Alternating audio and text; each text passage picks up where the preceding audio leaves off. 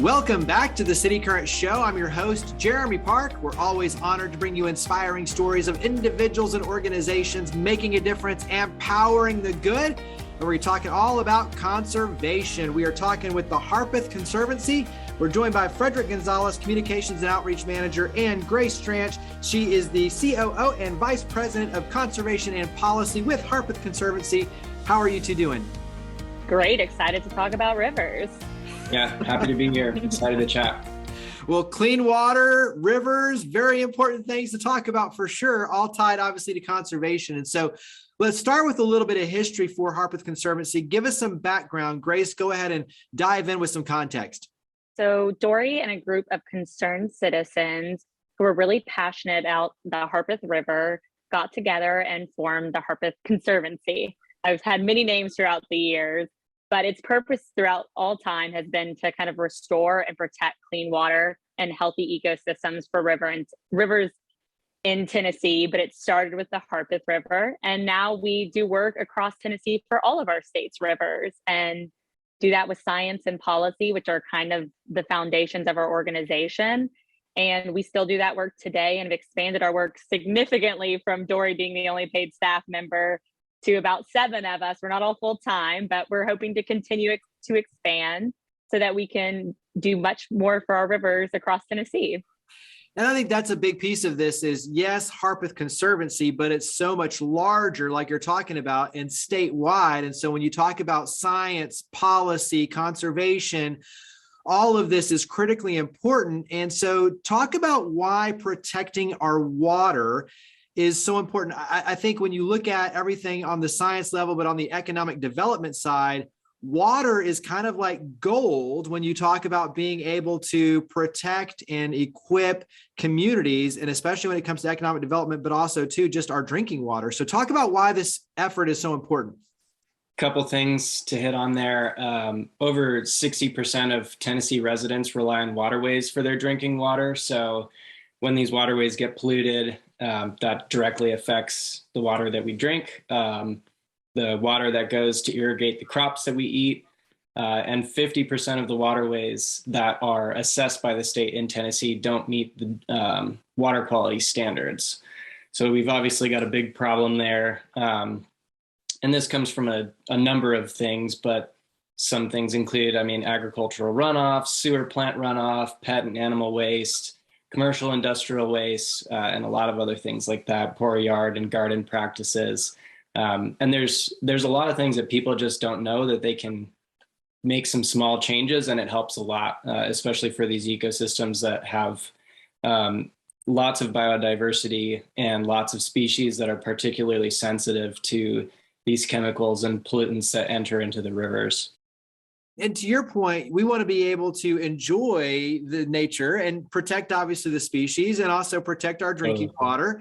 And so there's a lot of whys in terms of what you're doing.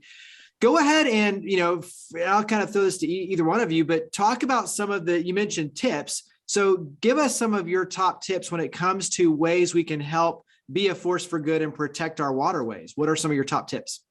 I can talk about individually and systemic. So one of our main purposes is that we are trying to work on a systemic level with policy and on the ground work, because while individuals can make changes, a lot of the problems are systemic and policy based. So one way you can get involved is reach out to us and we'll get you involved on our policy team. There's a lot of different permits, and permits are not sexy, I know, but there's very small things that each person can do to make a public comment, to speak, that can have a huge impact on where they live, whether they're going to have flooding issues in the future, how a development is built, whether a permit is granted. You have power as individuals to make comments, but you can also do little things. Pick up your dog's poop. Certain areas that actually gets into the water can have a huge impact depending on the quantity near rivers. When you're washing your car, make sure it's not going into the drain. Those are very small things that you can do as individuals that can have larger impacts over time. Be river responsible. We have a whole program on that can teach you different things of how you can be responsible stewards when you're out enjoying the water, whether it's just taking your trash back, recycling, using access points, which we helped and worked on developing a significant portion of the blueways on the Harpeth and try to work with that as well. So it's, use those access points. We have those for a reason so that you're not impacting the land. Or ask us, maybe you need shoring up your river front property, or maybe there's certain things you can do. And we're always open to discuss with you how you can better protect our rivers. Speaking of the policy on that side, you've been very heavily involved on a number of fronts and have had some really important wins in terms of protecting the environment, but also too making sure that areas aren't flooded. And so talk about some of the recent policy, legislative updates and things that you've been a part of that have protected the environment. We are regularly involved in that. And I will say some of it we can't talk about. So I just want you to know that behind the scenes, there are a lot of bills and bad things that we kill without y'all even knowing about. But I guess publicly, some of what you can see is we were pretty heavily involved with the community on the McCrory Quarry issue, where they were trying to basically take away all local zoning around quarries throughout Tennessee. So it was targeted at a specific community, but it would have had significant impact across the state. This is, do you want tons of trucks going up and down your roads? This is local government. It's the decisions that you have hired and the people you've hired to represent the very small things that affect your life on a daily basis. And it's getting rid of those rights, basically, to fill a quarry. And I won't go into too much detail on that, but also we're involved with Brownland Farms on that development proposal as well. And that, we thought it was going to have issues with flooding where it was built. And we were very concerned about that permit. There's plenty of permits that we maybe make a few comments on and say, hey, if you change X, Y, and Z, we're fine with that. And I just want to make the point that, we are not anti-development. We are not a NIMBY organization.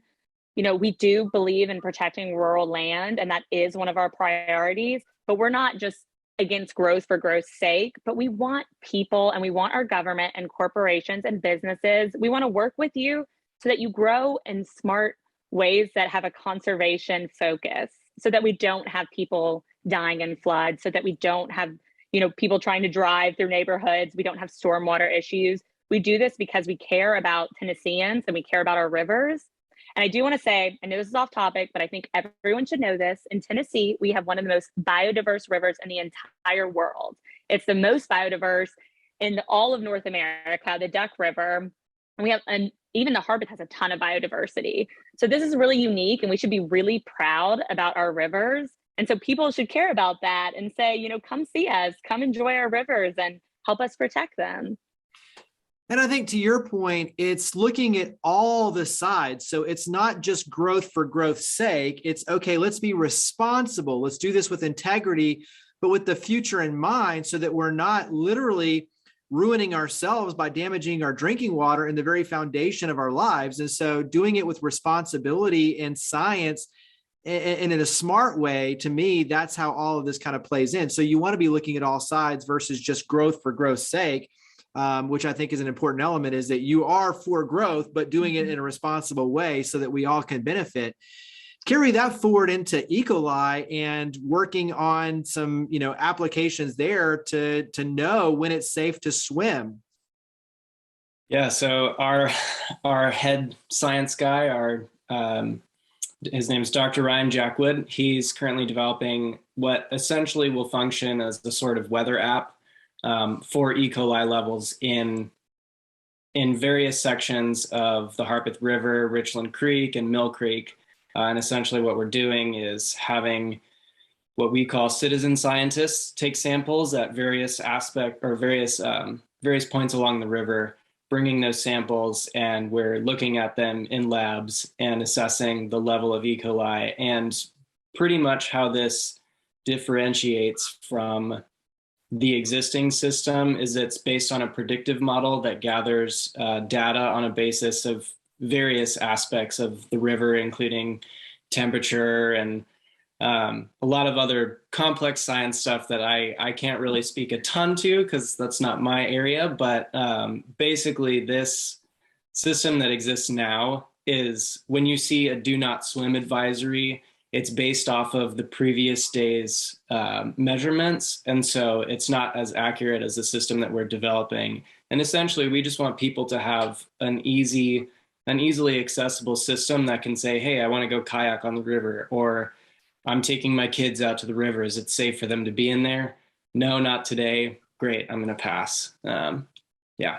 Yeah, I mean, information is power. And to your point, empowering people, citizens to get involved in that equation is really cool as well. For each of you, give us one more thing that you wish everyone knew about Harpeth Conservancy. It's hard to narrow one. I will say, just with the E. coli monitoring project, what I think is really neat about that is E. coli is an indicator, just a really good health indicator. And we're trying to work to put together a mobile lab or a lab where we can expand that testing. So the sites we have right now are really highly recreated sites. So it's where lots of people go because we want to be able to impact the largest number. And if we, can have support from other people and can expand our work, then we can have a lab where we can do all of our testing in site. We can expand beyond E. coli. And, this is the first program in the state. So this is a really big deal, and it will really help citizens be more aware of their health. And also, like, why are the levels so high? What are we seeing? And then we can also look, like, systemically, they shouldn't be this high in this area. What's going on? And so I think that what I want people to know is that we are doing, not only are we doing, reactive work where we're dealing with bad policy and bad bills, but we are doing a lot of proactive science work. We are working with the state to set TMDLs, which I'll just say total maximum daily limits. We're working on modeling for that as well to say what is safe, what will make a river impaired and it won't be safe. And by that, I mean safe for the river, for the ecosystem of the river. So the work we do is reactive and proactive. And I think, you don't see that a lot with a lot. It's just, we do cleanups and we think that's important. And we want your hands in the soil and we want you to pull trees and play on the river. But we're trying to do the work so that we're not just band-aiding the issue, but we're creating a future where some of that is unnecessary. And I like the fact that you mentioned, by measuring it, you can also then look backward and say, okay, well, why is this happening over here? And then to your point, be proactive on it. It's like, okay, now that we're measuring this and we have a benchmark and we know kind of where we need to be, what's causing these issues? And, for better or worse, we know how to really step in and intervene. So I like that because it leads to more opportunities. Frederick, what would you add?